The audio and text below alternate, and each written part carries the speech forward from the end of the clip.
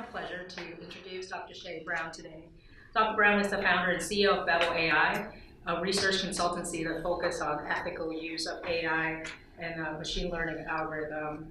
And then in his other day job, he is a faculty member at the Department of Physics and Astronomy at the University of Iowa, where he leads an astrophysics research group that applies modern machine learning techniques to large astrophysical survey to study the evolving universe. Dr. Brown is an active member of the International Square Kilometer Array Community, SKA, and where he gets lots and lots of data to work with his students on this analysis.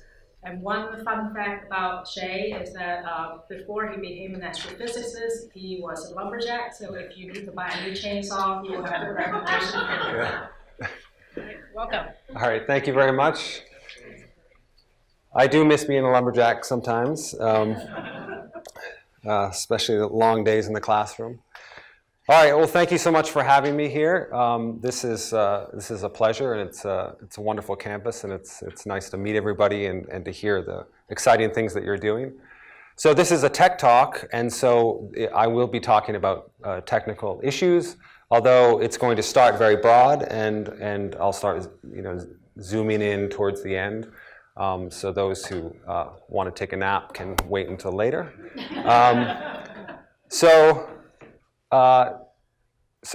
BABL AI. So that here it says ethical algorithms, and this is the Tower of Babel.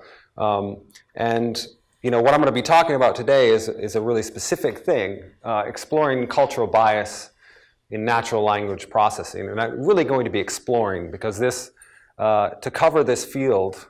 Which has exploded really only in the past couple of years, and just in the past few months it's seen exponential growth, would take many hours. And so what I'm going to do is I'm really going to play around with it and just give you a flavor for where some of these biases come from, where they can come from, and how they could affect people who interact with these algorithms. But I want to start out with this sort of the big picture, because there's going to be a lot of doom and gloom in here. Not a lot, but there's going to be some what might sound like cynical talk. And there's a lot out there now regarding AI and how AI is being used, either properly or perceived improper use of AI. But I want to point out that I'm an optimist. I really am. So our mission statement really is recognizing the fact that the world is going to be driven by algorithms. Anybody who works in artificial intelligence now, or even has a secondary contact with the field, I think knows that algorithms are already part of our lives, everyday lives, and it's going to become even more so. And when you start talking about things like the Internet of Things and how connected our cities, our workplaces, our schools are going to be, we know that there are going to be algorithms working on our data every day and every minute of the day. And so what we really try to do, what our mission statement is to make sure that these algorithms, to strive towards making these algorithms fair, effective, transparent when they need to be transparent, and really tethered in human values, real human values. And now is the time to start this. And there's a real movement. And we're at a tipping point now where people are starting to realize this. But there is also a danger that too much of the press that's coming out could stigmatize artificial intelligence. And we don't want that. Those of us who know the power for making a more egalitarian society.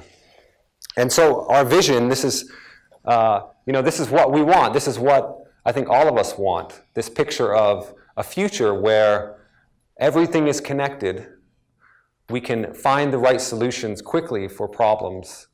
And there are a lot of problems. This is the utopia that we'd like. These smart cities is just one aspect of it, where we can use big data, we can use artificial intelligence to find real solutions in real time for all of the problems that we face as a society. And there are a lot of problems. And here's sort of a very nice graphic from the United Nations. These are the Sustainable Development Goals for the United Nations.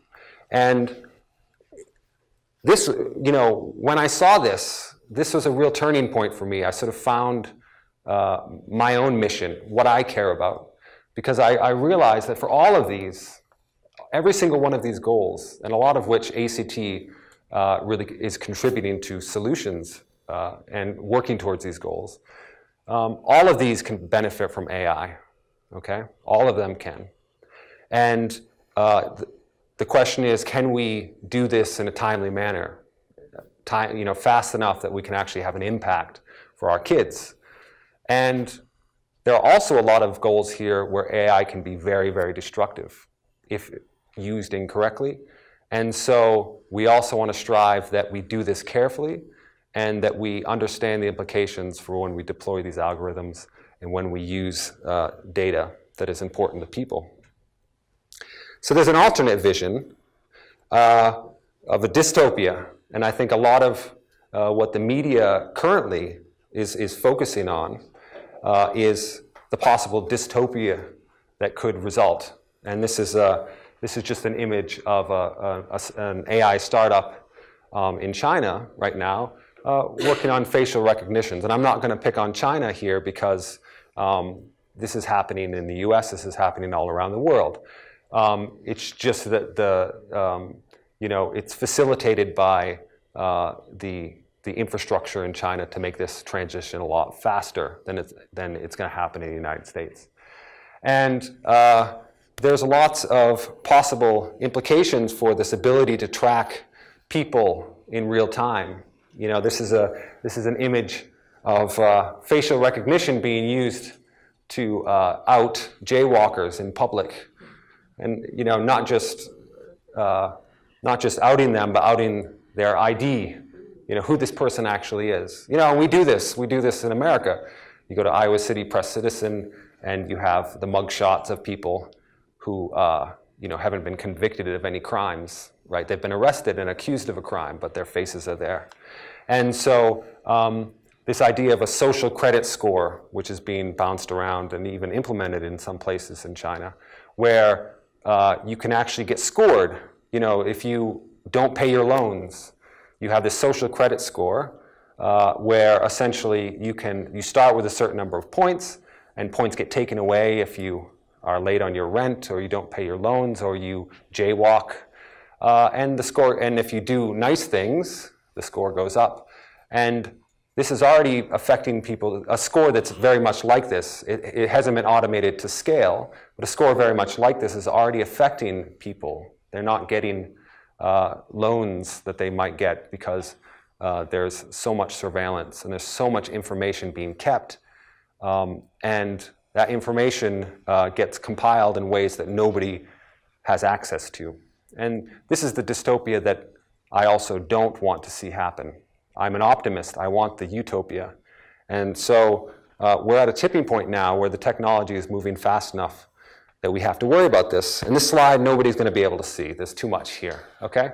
But the AI Now Institute, which is a wonderful institute, nonprofit institute in New York, is tracking AI, tracking the uses of AI, both in the United States and abroad. And they're keeping track of how it's being used, what are the problems. Mostly what they're keeping track of are the scandals, okay? And maybe gaffes are a better word for some of these. A few of them, like, you know, Amazon coming out with their recognition, facial recognition system. This is not a gaffe, this is just an event that happened. But then, you know, it gets used for a variety of things. The ACLU used it to match a bunch of congressional faces with known criminals, right?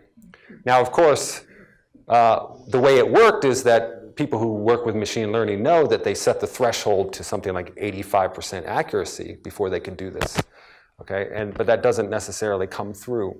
And because I'm an optimist, what BABL is trying to do and what we're really aiming for is to clarify these issues for the public and to facilitate people who are working in the field and people who are interrogating the field, biased detectives, actual reporters, people who are going out and looking for these gaffes. And we want to try to clearly define all of these issues so we know what's a serious thing and what's not so serious or something that we can overcome. So this came from the annual report. This is all in 2008. Self-driving Uber car kills a pedestrian. We have lots of problems where employees are revolting against their companies, saying, don't do this contract with ICE, don't do this contract with the Department of Defense for autonomous weapons. And so there are a lot of issues. One issue is bias in these algorithms, okay?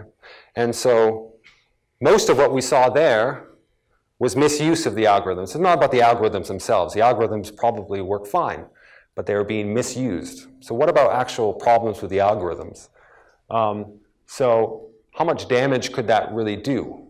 How much damage could bias do in an algorithm? That's the question, because maybe not much. We have to investigate this. So we can look for historical analogs. So this is a pun, because it's really sort of an analog algorithm that we're going to look at. And this is just a one slider here, and so I'll do lots of talking and just leave this up.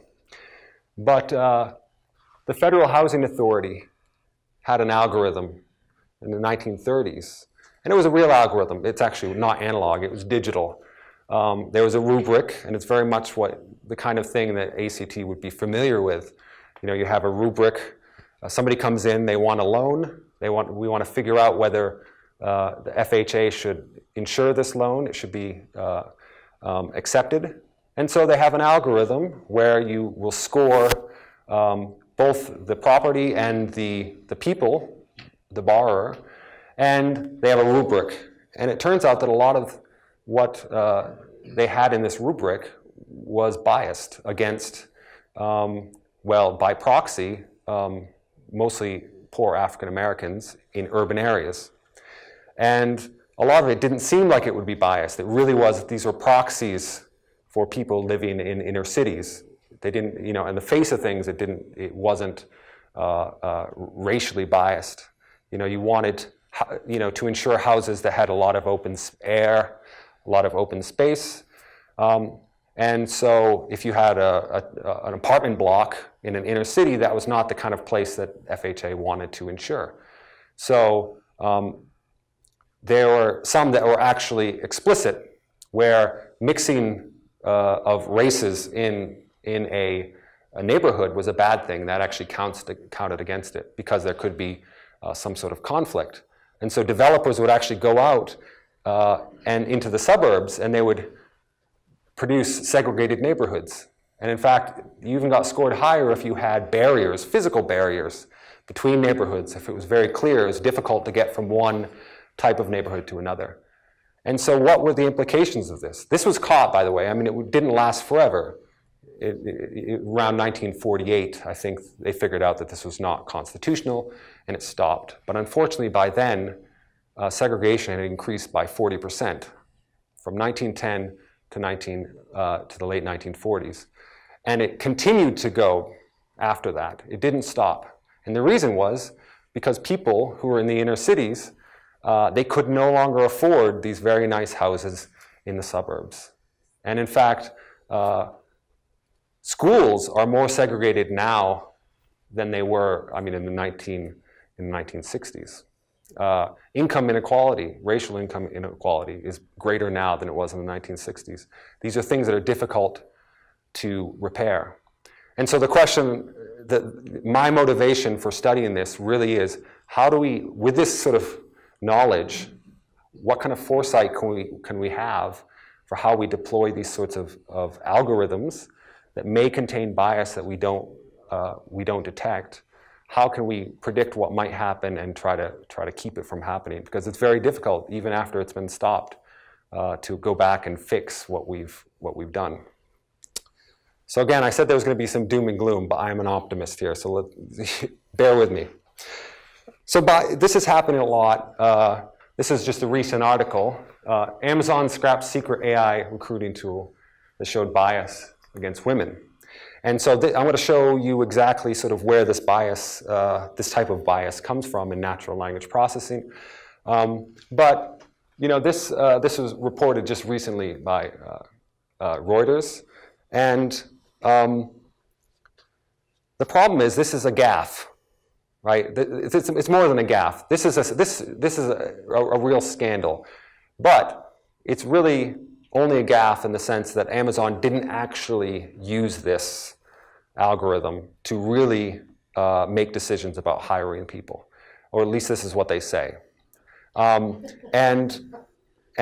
they also caught it and they fixed it, okay? And this is encouraging. When I saw this, I was actually encouraged. And there's going to be a Google example coming up later. People are worried about this, and this is a good sign that this was caught. But then this comes out in the news, and it looks really bad. But I think that this is encouraging that they are actually aware of the issue. They found it, they couldn't fix it, and they scrapped it. Okay? And this is something that I think is encouraging. So where did it come from? Well, basically, it came from the training data that they used. The source of the bias is in the training data that they use. Amazon's been around for a while. They've hired a lot of people. They have a lot of CVs, right? And if you look at the sort of breakup of male versus female over a bunch of tech companies, you can see that they're doing okay, I guess. But they're definitely not doing okay in the tech field, okay? And Amazon, by the way, didn't comment on how many females they had in tech positions. But in any case, the numbers are bad, okay? And so what happened is that the training data, they took all of the CVs of high-performing employees, and they looked at, in a very sort of unsupervised way, which is how it happens with natural language processing, and they just took the features that correlates with a highly performing employee. Most of them happen to be men. The systems learn to recognize male hobbies, for instance. There are reports that typical female kinds of hobbies were penalized with the algorithm. After the fact, they figured this out, of course. And even all women colleges, in one case, there was 2 all-women colleges, they didn't comment on which ones, which actually, if that showed up in your CV, it was downgraded in the algorithm. Now this happens because the way algorithms work nowadays is that they're black boxes. You know, we have smart algorithms, they're neural networks most of the time, and they learn features that correlate with whatever it is you're trying to predict. And unless we have a way of figuring out what those features are, this sort of thing happens. And luckily Amazon, the people working at Amazon, were smart enough to eventually figure this out. So that this didn't turn out like the FHA example. However, I mean, human bias in recruiting probably helped create this, right? And so that's what they're trying to avoid. And this is also going to be very difficult, as you know, to overcome in our generation. So we're working on it. But now let's focus on natural language processing. Okay, let's get a little bit more technical. So the spoiler alert here is it's just bias in our natural language. Okay, it has nothing to do really with how we're training the algorithms. It just comes from the fact that we have biased language. The language that we use and that we record have biases within it. In fact, we count on that as machine learning engineers. We count on the fact that it's biased. What we want to avoid is unwanted bias. So this is going to be very high level here. What is natural language processing, NLP? We use it for a variety of things. Basically, what you do is you take natural language. It could be voice. It could be text, written text. You put it into some sort of black box or some sort of machine, and you get things out of it. You get information. And the kind of information you can get is you can search for documents that are similar to the document that you put in. You can translate between languages. Okay, this is something that clearly is extremely useful. Sentiment analysis, which is what I'll be focusing on later, where you want to know in a movie review, for instance, can you automatically detect whether this person hated the Hulk or they liked the Hulk or whatever movie you want to use. Can you do this? And this is not just a large field. This is also a lucrative field for businesses. You know, who's talking about us and what are they saying? Is it good or bad? Information extraction. This is probably where a lot of work at ACT comes in. I get information from students in the form of free text. I want to extract some information from that, and that will go feed into some models of how well they're doing in their various skills that I'm trying to assess. And there's question and answering. This has become a huge field now because it's expensive to have humans help other humans on the internet, and so you have a chat box do it. So can you answer typical questions and with high accuracy? And this is another sort of lucrative field and that's exploding right now. Okay, so one piece, the very first piece you have to figure out is words are not numbers. And we need numbers to have the computers do what they do. And so the first step really is to map the words into some form of number. Okay, we call this tokenization. So corpus is the group of texts that you're going to be analyzing, or a very large group of texts that you're going to be training on. And so what you want to do is take every word, or the most frequent words in that corpus, and map them to some numbers. So one way of doing it, of course, is to just have a very long vector or a very long array, where if this is Rome, so if I have a 1 here, that means that this is Rome. If I have a 1 here, then this is Paris. This is one-hot encoding, they call it. But you need a vector that's as large as the number of words in your corpus, okay? Which can be a problem if you're using, let's say, the entire World Wide Web or something like that, okay? So this is very inefficient. And the other thing that it doesn't capture is relationships between words. I know that cat and kitty are used in very similar places. They mean very similar things. And so, but if I look on this list, they may not appear anywhere near each other. In fact, the nearness on the list doesn't really mean anything anyway. So we would like to come up with some way in which we can represent words that capture some of this. Okay, and that's where word embeddings come in, where essentially you map these words, each word, into a larger dimensional vector space, essentially. So imagine a big vector, and this represents cat. Okay, so let's say it's 3-dimensional, right? So I have 3 different dimensions, and if I were to map the same vector for kitty, what I'd want is it to be very close in that vector space. So the nearness in vector space is going to imply that they have similar meaning, or they're used in similar contexts, which tend to be, so you can kind of equate those two often. And that things that are far away mean that they're unrelated. And this has been a very powerful idea. So essentially what you're doing, not only is that useful in terms of capturing information, it's also easier to compute, because instead of having a bunch of very long vectors, so what this is representing in color basically is what these things over here are, is that this is one word, this is very sparse, very high dimensional. I can have a lower dimensional thing which actually captures these information. Okay. So most natural language processing nowadays starts with mapping words into these higher dimensional vector spaces. And there's different ways of doing it. And this is starting to slowly creep into the tech part. I'll pull back out again in a minute. There's different ways of doing it for those of you who do machine learning. You have continuous bag of words, where essentially what you do is you have some word. I pick a word like kitty, and then I say, can I predict what that word is based on the words that are around it? Its environment. Because kitty and cat probably will show up in similar kinds of environments. And so if I can make that mapping, if I can predict it, then the representation which I used to make that prediction is what this embedding is. It captures that information that they're used in similar contexts. And you can use what is called a skipgram, which just reverses it. This turns out oftentimes to be a little bit easier computationally, where you have the word and then you predict words that would be nearby it. Okay, you're just reversing it. Give me the word cat, and I bet that I'm going to see the word pet or purr or something like that over here.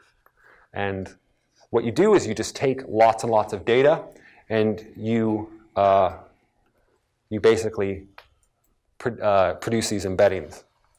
So it's trained on a very large corpus of text in an unsupervised way. So unsupervised means you don't look in particular, you don't label anything. You don't say that I expect to see purr near the word kitty. You just let the data do it. You just chunk up the data and let it do it in an unsupervised way. But it works. It works really well. And what's nice is that relationships are captured also in these vectors. So for instance, there's a male-female relationship, which we're going to get back to. You can already see problematic things happening. But, you know, king, the arrow that goes from king to queen in this weird vector space is the same arrow. I could just move that arrow over. It's the same arrow that goes from man to woman. Okay, that makes sense. And that's encouraging that that kind of mapping is held. Walking, the arrow that goes from walking to walked is the same as swimming to swam. Right? It's capturing our language. It's encoding how we use our language. And you know, capitals of countries, those sorts of relationships are captured. So already we have this powerful tool to represent words that captures these meanings. And typically we do this, and then we do something else with the words afterwards, and it makes it a lot easier. However, some people have noticed that there are problems with this. And it's not problems with the method, but it's problems in our language that they're capturing. So for instance, man is the computer programmer as woman is the homemaker. This is the title of the paper. And question mark, of course, right? So this is basically what they examined was word2vec. Word2vec is a particular type of embedding. And they used a corpus of Google News. Okay, this is news written by presumably educated reporters, right? And they use this as a corpus of text, and they learned these word embeddings. And what they found is that there are lots of stereotypes. Okay, he, she analogs. Sewing is the you know. So if you take the vector that goes from she to he, and you attach that to sewing, it points you to carpentry. If you attach it to nurse, it points over to surgeon. Blonde, burly, so on and so forth. Hairdresser to barber, that one might make sense. Gender appropriate he, she analogs. So these are ones that would make sense. Queen is the king, waitress is the waiter, mother is the father, okay? So it gets it right, but it also encodes these built-in biases that we've been struggling with for a long time. And nowadays, it's really coming to the forefront that this is just not okay. Extreme she occupations, you know, so there are certain occupations which have a extreme female context, and you can see them here. Extreme he occupations, right? This is clearly 1950s stuff, okay? And this is from Google News, right? This is taken from recent. It's not like they're going back to the 1930s, 1940s, or 50s to get that. This is a language that is being used in the modern internet era, okay? Now, the interesting thing about this is that this shows up despite this idea of reporting bias. So reporting bias is the bias where things that are just obvious go unsaid. So what that means is things like male nurse actually shows up more often in our language than female nurse. You typically don't say, oh, the person working with me was a female nurse. You'd say it was a nurse. And if it happened to be a male, you'd say a male nurse. I mean, you wouldn't, but it does get said. So even though there's reporting bias, you see male nurse a lot more often. These algorithms were smart enough, this process was smart enough to figure out that what we really mean is that nurses are females and surgeons are males. Okay? So it's amazing that that happened and scary at the same time. This is what's beautiful about this. You know, this is why I think this is actually really good. This is uncovering things that should be uncovered in our own language. This is not something that should be unsaid. We're digging things up, and this is a exorcism, so to speak. So let's look at a case study in sentiment analysis. So, you know, I'm interested in algorithm auditing. Now, auditing is a bad word, and I've been told by my consultants that I shouldn't be using the term audit, so I won't. Well, I am. But what I'm really interested in doing is how do we evaluate algorithms? Because a lot of what's happening so far is that what people are doing, people meaning reporters and so-called sort of bias hunters, right? Me, I guess I'm one of them. What they're doing essentially is digging up these gaffes, digging up these things, and it gets thrown out there and people see it, but it's not put into context. And what I think is important is we need to put these algorithms in context. How are they being used? Who do they affect? What are the issues that all of the stakeholders have? You know, rights, you know, issues about privacy, intellectual property, you know, you know, voting rights, all of these various things that different stakeholders have. We need to put these algorithms in context. How do they threaten them?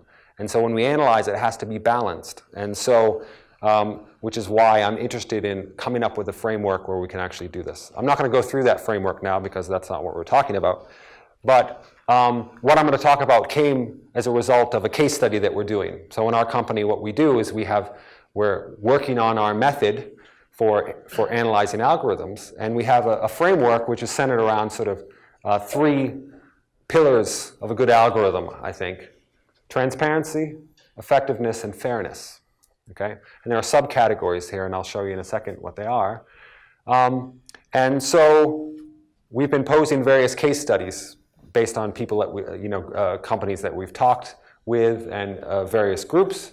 And one is, in particular, that we've done recently, and we're still in the midst of doing it, is an online university using natural language processing to sort student comments. Not student, yes, student comments, but about instructors. So this is not part of the regular, this is the end of the term. So you have a very large online university. There are, at the end of each term, the students are writing free text comments about their instructors. And this is because it's an online university, the instructors are sort of term-by-term contracts. And there's a, you know, a heavy emphasis on keeping good instructors and getting rid of the bad ones. And so these comments are, you know, there's over 10,000 of them. So the HR department wants to have some way, because there's only one person and one intern in the HR department, they need to sort through these in a way that makes sense. So you can use sentiment analysis. And what they do is they say, okay, we just go through and look at all of the comments, and it's going to be either positive or negative sentiment. We're going to take the top 10, the best ones, the best comments, and we're going to stick them, and then the top, bottom, you know, we want to see what bad things people are saying too. We put this in their file so that we can look at it later. HR can look at it later, and the head of the school can look at it later. And then also, because we can, and we're drunk with power with machine learning, we're going to take the average sentiment score for each professor, and then we'll stick it also in their file, because that might be a useful metric. Okay? And so in the context of our case study, we are analyzing this and putting it in context of, you know, who is affected by this algorithm and how are they affected. But in the process of it, we had to come up with the algorithm. Oh, here's a little sneak peek at our how we actually do it. This is, we actually come up with numerical scores for these. And we do something very similar probably to what ACT does. We have rubrics. We have various subcategories: societal bias, statistical bias, infringement of rights, potential for abuse of algorithms, transparency of architecture, meaning is it a neural network or is it just an equation or some rule-based system? Transparency of use, do people know it's being used? Do students know it's being used? Do the instructors realize that that's what the number is? It's automatically generated. Transparency of data use and collection. Do people know what data is being collected about them and how it's used? Effectiveness, congruence with purpose, right? You have a purpose for an algorithm. Does the algorithm actually do what it says it's supposed to be doing? Or is it sort of tangential or just a bell and whistle that doesn't really do anything? How accurate is it? This is probably something we're more familiar with here as machine learning engineers. Stability and repeatability. Do I get the same answer with the same inputs, right? Not all algorithms do. Efficiency of data use. Could you have neglected the sneaker size and still got the same answer? Or the zip code. Did you need to take the person's zip code to do this? Okay, how efficient are you being with the data? In any case, this is what we do, and all of this is weighted by stakeholder interest, right? Because not all of these are relevant. So as an example, you're interested in privacy, right? you're interested in privacy. Let's say, yeah, I have a camera in my room, and I'm an elderly person, and the camera is going to see if I fall, and it's going to notify somebody that I fell, right? We have necklaces that will do this probably more efficiently than machine learning, but whatever. Just imagine for a second. So one thing, major interest in this context is interest in privacy, right? It matters whether the camera's in my bathroom, let's say, and it's watching me while I'm taking a shower, or if it's in my living room, okay? So that's a contextual difference, right? But not that interest of a person, interest in privacy, doesn't map one-to-one with all of these different subcategories, right? Transparency of architecture. Does it matter whether it's a neural network or if it's some kind of rule-based system? Does my right to privacy have interested in that? The answer is probably not, right? But I might be more worried about the effectiveness, how accurate it is. Is it going to go off when I bend down to pick up my soap, right? Is it going to notify the police? I didn't fall, I just picked up my soap. So this is a sneak peek at how our method works and trying to contextualize what's actually important and what we should be focusing on.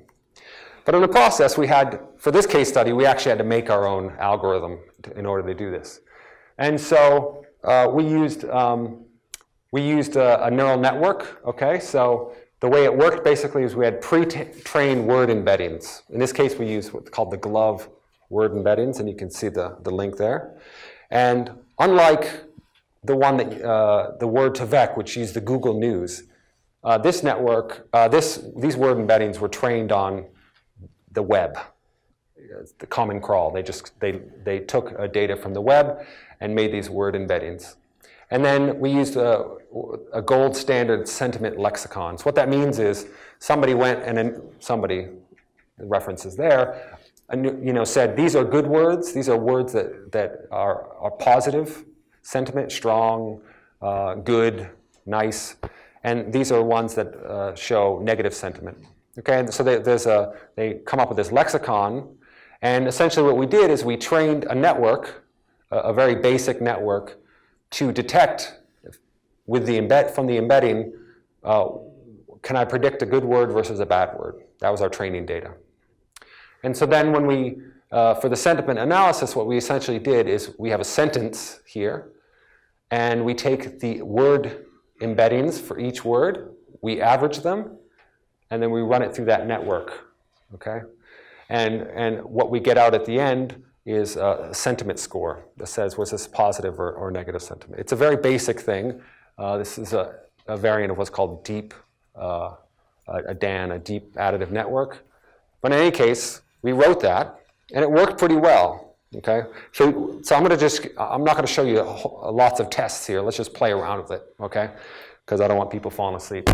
So this is from a Python notebook, if you're curious, and I took some of these sentences from Robin Spear. So this example is pretty cool, and what I get is a sentiment of 3.65. Okay, ... Pretty positive. This example is okay. It's a little bit lower than this. Okay, so the normalization is a little bit weird. This example sucks. All right, I got a negative sentiment. So far, it's working all right. Okay, so far it seems like I'm doing okay. This is not a rigorous test by any means. Let's do it for some food. Let's go get some Italian food, okay? Yeah, we all like Italian food. This is pretty positive. Let's go get some Chinese food. A little bit less. Let's get some Mexican food. Clearly, this is not an American, because that would be much, much higher, okay? So something funny is going on, because none of these words are different. The only difference is Italian, Chinese, and Mexican. But the sentiment is changing, okay? These should be these are neutral statements, right? And these terms here were just plugged in and shouldn't have anything to do with the sentiment of that statement. But things are changing, okay? So if we go back to our sort of metrics that I was looking at, the stability and repeatability is already questionable. And we're already starting to see some sort of bias going on, societal bias, something in the language. How about if we look male versus female? This is, put more of them in here. Man, if I just throw man in there as a word, it's negative. It's a negative sentiment, but the normalization was a little messed up. So let's worry about relative. Woman, right? These two things should not be should not have any normative value. Father, mother. Here's a weird one. Maternity leave, paternity leave. Right? The guys were getting it pretty good up until now. All of a sudden it switched. That's creepy, okay? But it's weird. This is the exorcism, right? This is exposing the bias in our language. It's okay for a mother to take maternity leave, but the guy, come on, get back to work, right? Something is going on here. It's capturing bias in our own language. Now let's talk about race a little bit. John versus Jerome. Donna versus Tanisha. Okay. Yeah. Was the training data for all these the comments from the students? No. That's a good point. It was not. In fact, this is the algorithm itself. So the training data came from two places. One was the entire web. That training data was used to construct these embeddings, that vector space that captures relationships between words. Right? That was done and pre-computed by some researchers, similar to Google did Word2Vec. Then what we did is we took positive and negative words that were somebody else decided that good is a positive word and bad is a negative word, right? That kind of thing. That's the lexicon. And we trained a network we took those good and bad words, projected them into this vector space that was created before, and so that now there are these embedding vectors. And then what we did is we trained a very simple classifier to predict what's a good word and what's a bad word. Now, because nearby words have similar meaning in vector space, we can apply this same network. So bad and badness, let's say, two words that are very nearby. Because they're similar in that vector space, my classifier works on both of them. Yeah, and so the relationships get captured in that way. I mean, it's not an ideal thing. It's not an ideal thing, but it's the way people do things now. Okay? And so this is capturing those relationships in how close is Tanisha in that vector space that we got from the web to negative sentiment. And Tanisha is closer than Donna. And Jerome is closer to negative sentiment than John in that vector space. That's really what this is mapping. And so we can go a little bit further, and I won't get into the details. What you can do is you can take a bunch of names that are associated commonly with different ethnicities, and that's exactly what we did. And you can see this is the sentiments. This is a box diagram. This is the sentiment score versus the group, okay?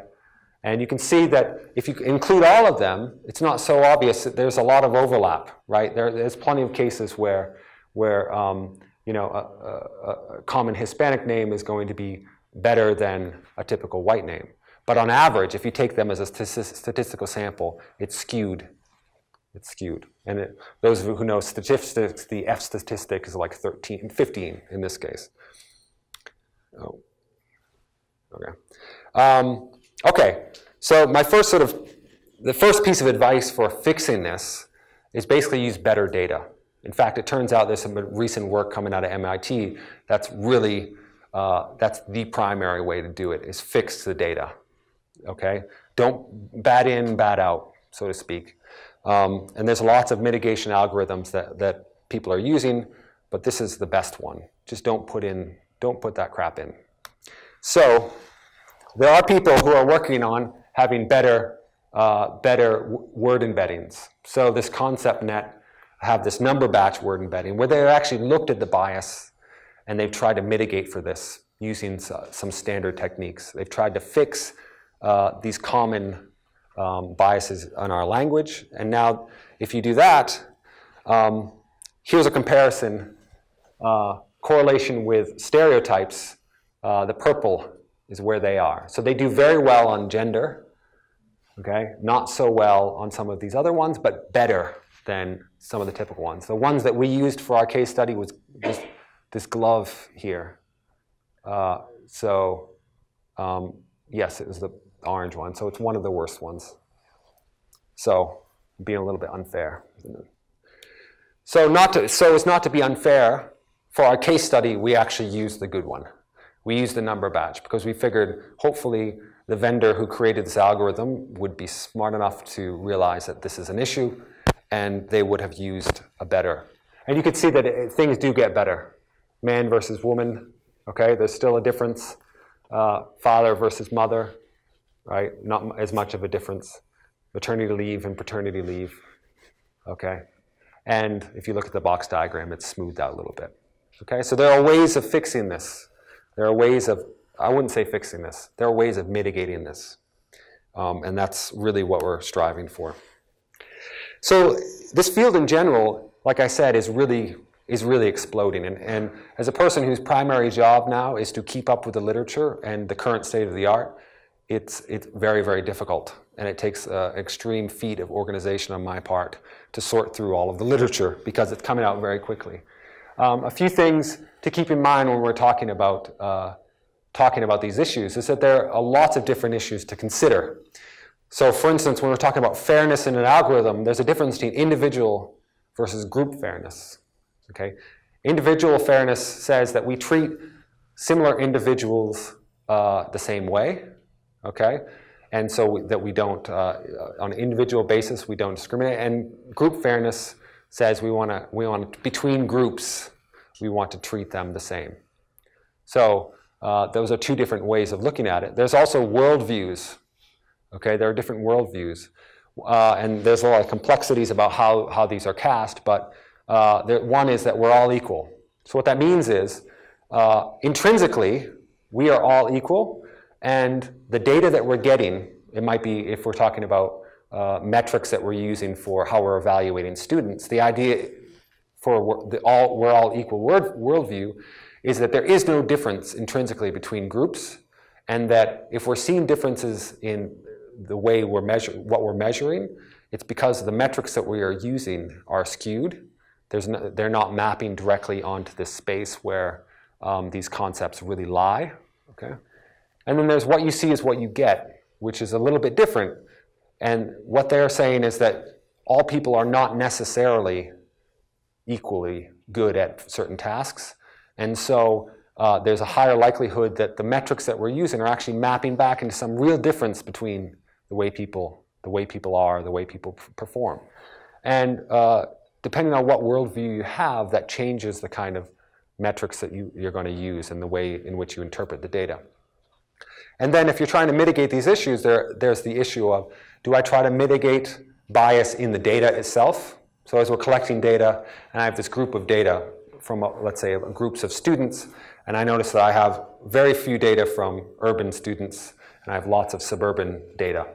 At that point, do I try to equalize these groups so that I have a more balanced set of data and look at the metrics ahead of time before I try to feed it into my algorithm, or do I do it as part of the model?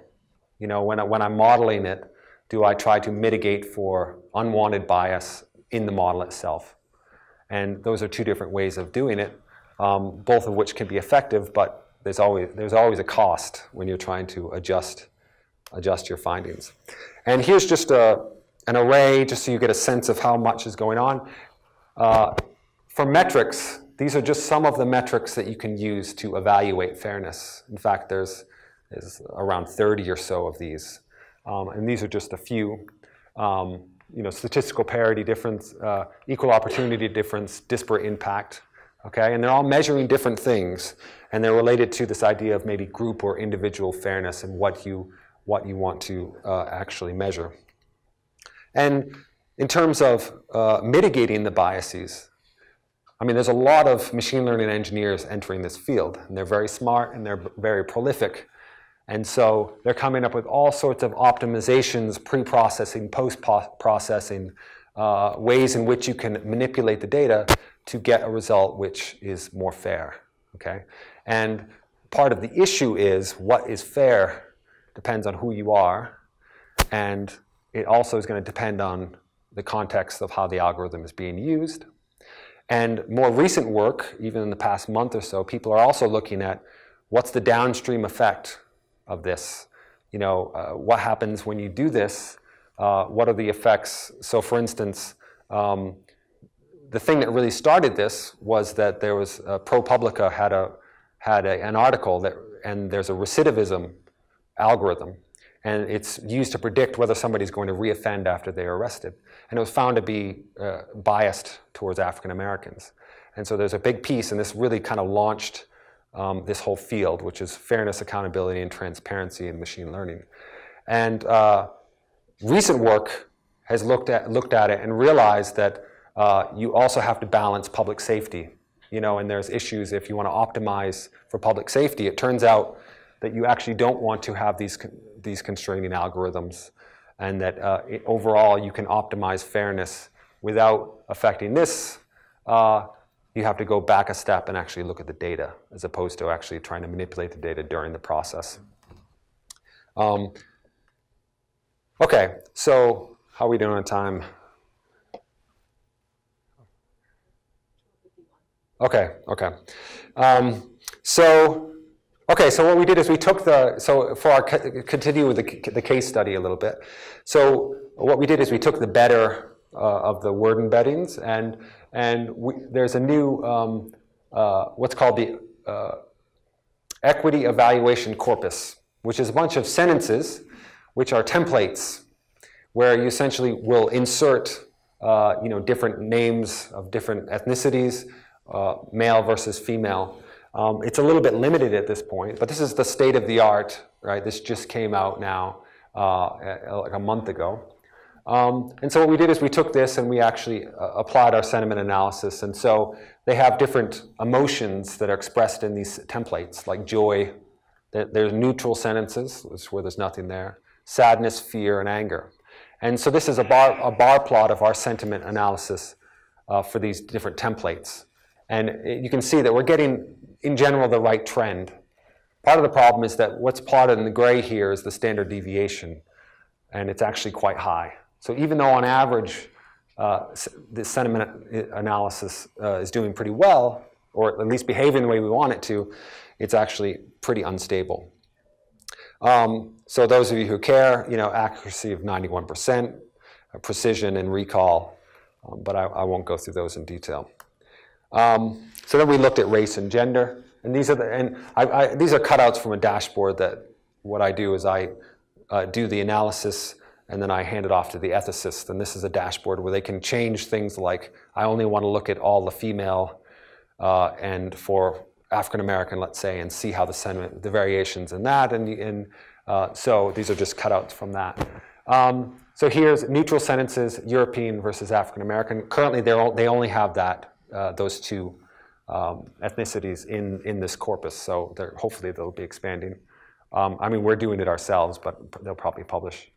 So European and African American, it's doing all right. Okay, doing male versus female. I mean, there are variations, and if you look, you can always find one of these gaffes in here, where the sentences that we saw before will show up. But on average, this is doing much, much better than that first iteration that we had. Here are the variation. Here are different sentence templates. This is for joy. These are only sentences that include joy. You can't read them here, so my apologies. But what you can see is this is the sentiment value here, and this is the standard deviation here. And the thing is, these variations are not what you want to see, because these are all expressing the exact same emotion. They should have roughly the same sentiment, but they're varying.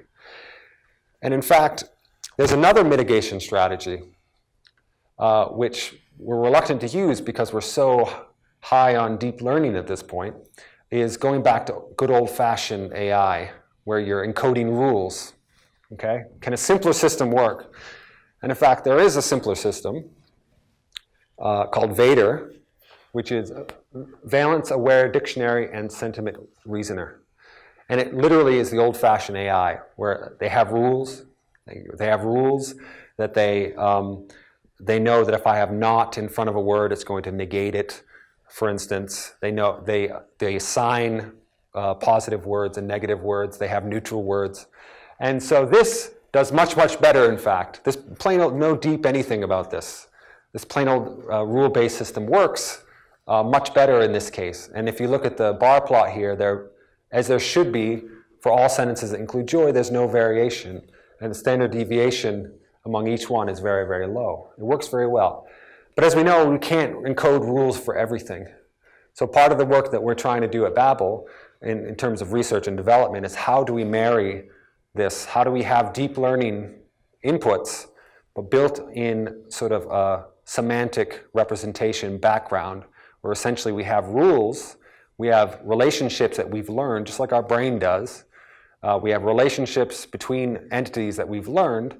The inputs are coming through deep learning, like object recognition, natural language processing, but they're put into a context of a model that we have for our world. And that's why humans are so good at, squirrels can detect acorns really, really well. So can we, but we have a context for these things. That's what our brain is good for. So what we're trying to do is marry these two things, because this doesn't scale when we have new problems. It works really well for this, but it doesn't scale. So somehow we need to find a way to fix it. So here's another example. My last thing I'll talk about is it hasn't gone away, because Google, this is just recently, November 27th, Google basically is not going to use he or she gendered pronouns in their smart compose. Okay, rightly so, because it couldn't solve this problem. They have this state-of-the-art natural language processing system. It's called BERT right now. But the problem is it still relies on these embeddings, and it's encoding our biases in natural language. They couldn't solve the problem, or they have yet to solve the problem. So they've opted for the safe bet. It's not going to use gendered pronouns. So I'm going to meet my accountant, and he or she, right? And they're going to just avoid that. It won't fill that in for you.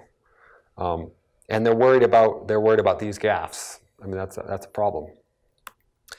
Okay, so I mean, the takeaway points really are that I would say that all data is biased. I'm talking about natural language processing. All data is biased. We count on it in order for our machine learning algorithms to work. What we want to be cognizant of is the unwanted human bias. It's a solvable problem. We can do this, and I think this is a good thing. As much as the press has become very bad recently, I think this is unearthing a lot of things that we need to deal with. And I think we're smart as a society, we can fix this.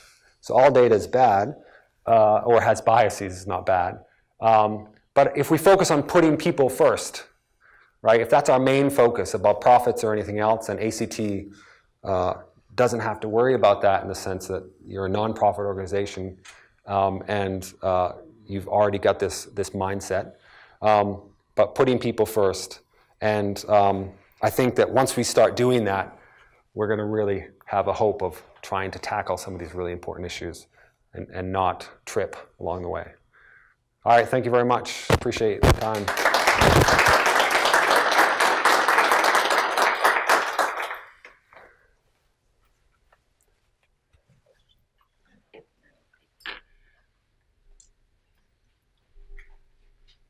Okay, so I was really interested to hear your point about, well, even in the best cases, our algorithms might be biased because the human language underlying it is biased. And then that got me thinking, well, if that's true, then even these various mitigation strategies you have in the array of various things you can do to try to fix that, will those just become themselves artificial in a way that they no longer reflect the way people use the words themselves, and so they look like they get the right results because they, treat men and women equally, or etc. But out in the world, people aren't like that. Out in the world, people are biased. That it's sort of, we're cleaning up all of the stuff on computers so the computer isn't biased, but then the results don't map onto the real stuff. Maybe. Yes. So it's not so much a question, but just I really like that point that the data that the algorithms are based on might itself be inherently biased in natural language. Yeah, I mean, it's totally fascinating. I mean, this is a tool. So we're partnering with some business ethicists, that do consulting for large corporations. And one way you can imagine using this, for instance, let's say I take all of the training data. As training data, I take all of the documents, training documents for a particular corporation, right? All of the language, all the presentations that they've used, and analyze in a similar way the corporate language, the corporate, what kind of words are being used in a corporation, and what do they map onto, what kind of context are they being used. It's a really interesting investigative tool. Unfortunately, it takes a lot of data, so it's hard to do. But in theory, this idea that we can use it to unearth what's really going on is good. And your point about these patches, right? And so, in some sense, there is a worry that we're imposing our own bias by forcing certain results. Idealized models aren't always the best because the world's not ideal. Yes, but this is where context matters. When you have an output which affects somebody's life, right? And so then the idea is, nobody ever strives for, if I'm a recruiter, it's not like I say, okay, this person is better than that person, right? This is like affirmative action. This person is better than that person, let's say, objectively is better. But I can't use that because I need to hire this person, right? That's a complaint people might have. But the idea is we have, as a society, this overarching ideal, right? And it's not how society works. But it doesn't mean we can't impose this ideal on the way we actually operate. What actually happens is that person had a lot of benefits along the way. The reason that they are better, it might be that they didn't, but on average, the reason that they might appear better is because this other person was disadvantaged. We know that because we have a very sophisticated model of how our society works and the problems our society has. So I think that we can do both. We can really analyze how things actually work, and we want to do that as deeply as possible, uncover exactly what's going on with all of these machines. And that's part of the fun, really digging in. And then you say, I have this ideal, I have this utopia that I want, and I have these values that society has. How can I make sure that those values are adhered to in cases where people's lives are affected? And that's the whole, that's the holy grail, figuring that out. But it's a good point. Yeah, so one comment or question I had was around your use of Google News, or your example from Google News, how that reflects bias. But one thing which I think is quite true and becoming even more true every day is that they're using algorithms to write news stories. And so this becomes a sort of self-fulfilling loop. And I think I recently read Kathy O'Neill, Weapons of Math Destruction, which if you haven't, I would highly recommend. And she talks about some of that too, that this can just feed on itself and become, perpetuate. Yeah, that's exactly right. It's a self-fulfilling prophecy. I mean, this is happening all over the place. In law, people are using AI for law a lot, and not just for sentencing, but actually going through and looking at cases, right? And so one worry is that the way law evolves with society is that judges and juries are taking law into context of our current situation, our evolving society. What happens when you start locking in the decisions based on past performances or past instances, and essentially you can't evolve from that? I mean, ideally, we're smart enough we can come up with algorithms that do evolve based on societal context, but it's not obvious how we do that when you have these. So it's a really good point. I mean, it locks in these and perpetuates. It's a self-fulfilling prophecy, and that's really the danger. That's the FHA example. That's hard to get out of when you set up a system and you can do it at scale that affects a huge number of people. So that's a really, really good point. Shea, this is Alina, if I may. Yes. Hello? Hello. Thank you so much. Very nice presentation. I really enjoyed. I want primarily to make a few comments about how we look at fairness in our work. And I'm making that primarily because you make those distinctions between two different worldviews. In our work, we do accept that there are differences at individual and group level in whatever we measure. However, we want to make sure that our tools are unbiased. So we look at conditional results. So given the ability that the person has, does that person have a fair chance of responding correctly?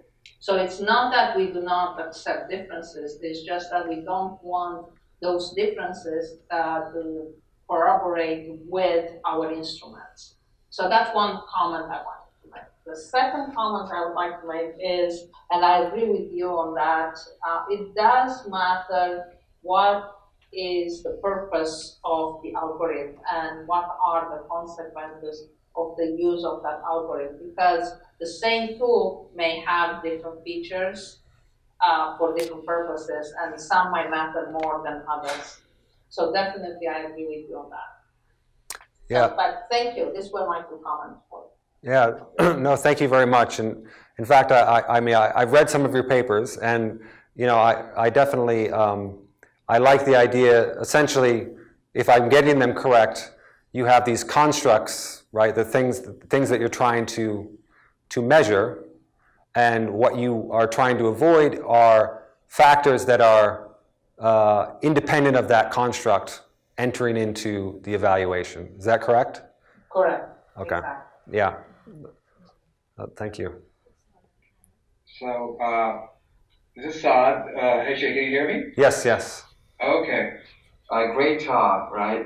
So, one of the very interesting ideas that I've come across in the last couple of years in the machine learning community to address, these bias and data skew issues, is this notion that an algorithm, a machine learning algorithm, should not be able, when they make a decision about an individual, that decision should not reveal anything as far as their gender, their ethnic background, their age, or what have you, beyond what is literally, obvious in the data. Like, hey, you're filling out a form and you put in your gender or your ethnic background, that kind of thing. So, which is an interesting way to look at this whole problem, rather than going by the data itself and saying, are there skews over there? You look at the end result, and actually, if there is some way that the result is correlated with those biases, then there's a problem. It's like an interesting sort of check on it in a very compartmentalized way. So I'm wondering if you guys, when you're thinking about sort of structuring this problem, in sort of auditing or figuring out a way that AI algorithms are not really biased, is that an idea that you guys have explored? Yes, that's a really good point.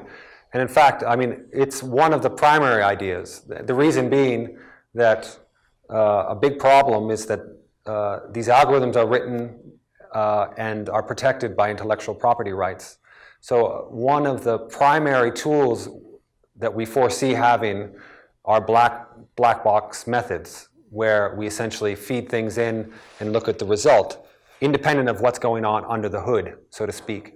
And so a lot of what we've been working on are looking for these correlations of the end result on what we put in versus what we get out. And so that's, in reality, that's one of the primary mechanisms. Because even for a very basic neural network, we can't actually peer under the hood in any meaningful way. Work is people are trying to do that, but so far they're very opaque. Even a simple neural network, which is like one layer, what do those layers mean, right? And so we're actually doing that, and it's a good point. And there are ways of doing that, and there are ways of making an algorithm effectively transparent, is the term I'll use, where if I know when I put something in exactly what is going to come out, and I know all the statistical properties based on the sample that I put in versus what comes out. If I can sample the entire space of inputs, and I can look at all of the outputs, right? And I can find the statistics, and they're well correlated statistics, then one might say that I know almost everything about that algorithm, right? There might be something going on in the inside that you might say is unfair, let's say. And people do talk about that. But if the inputs and outputs are well known and they are all fair and uncorrelated with things like gender or race, then who's to say that the fact that something went out under the hood, went wrong under the hood, so to speak, I feel okay with that. I think that effective transparency is almost as good as total transparency. if that makes sense. I would highly recommend this work from Hart et al. I think it's 2016. Yep. DeepMind Google.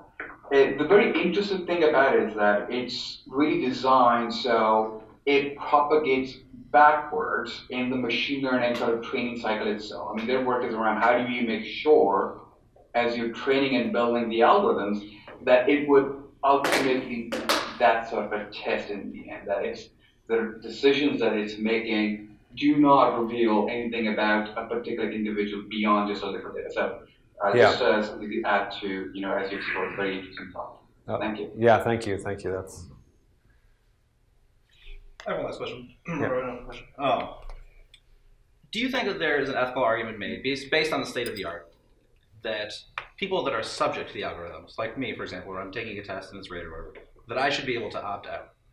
That is, that this system is not refined enough that I shouldn't have to be subject to it? Or do you think that ship has already sailed?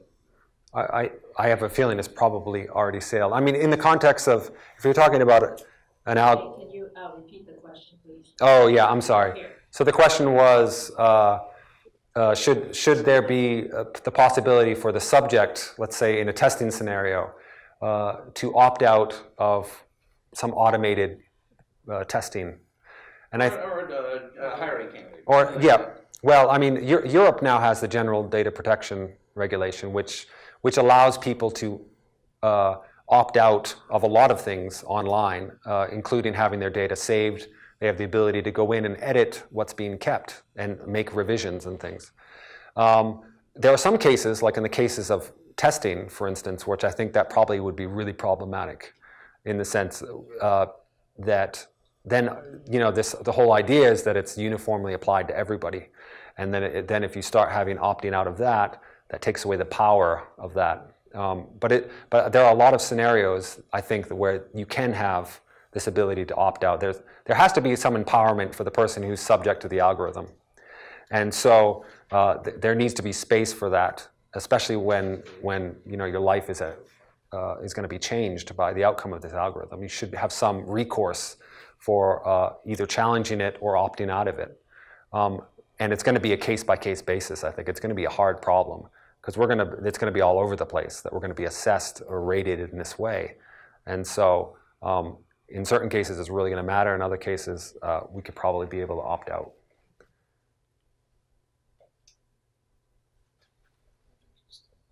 All right. We're a little bit over time, so thank you. Thank you. Thank our speaker. Thank you.